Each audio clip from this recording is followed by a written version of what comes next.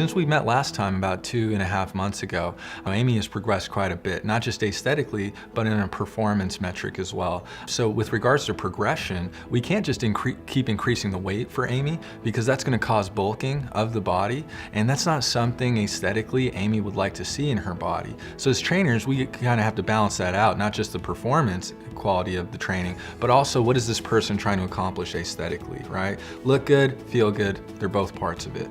You know, here there's guidance. You don't feel alone. There's trainers on the floor at all times. If you're not being watched by a trainer, if there isn't somebody who's correcting the wrong move that you're making, you're putting yourself in line for injury. And that doesn't happen here. There's always somebody to ask if you need some assistance, and everybody always appreciates it. It's amazing. They're such a cut above.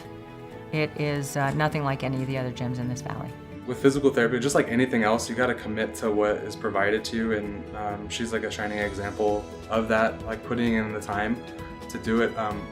We're very skilled in that we can make things convenient for people, and we can kind of help guide, but you got to take that education, you know, and you have to apply it, and you have to use it, and you got to do it regularly. I am so much more knowledgeable now, having had TJ work with me for this long, and Adnan as well, you know, with the order in which you do these things is so important, and I never knew that before.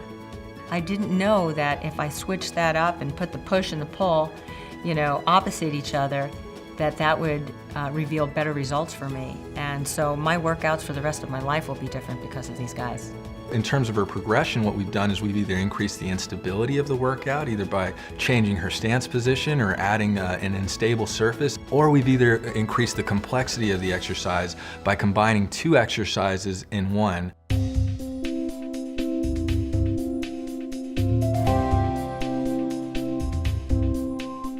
Once we were done with the agility ladder and some of the different exercises and modalities that she used, we then led over into the stability ball core exercise. We call it a 2-point balance. Prior to that, she was doing a 4-point balance where she was using her hands and her knees, but she's progressed all the way up to the point where she can now lift her trunk up and actually be balancing on 2 knees only.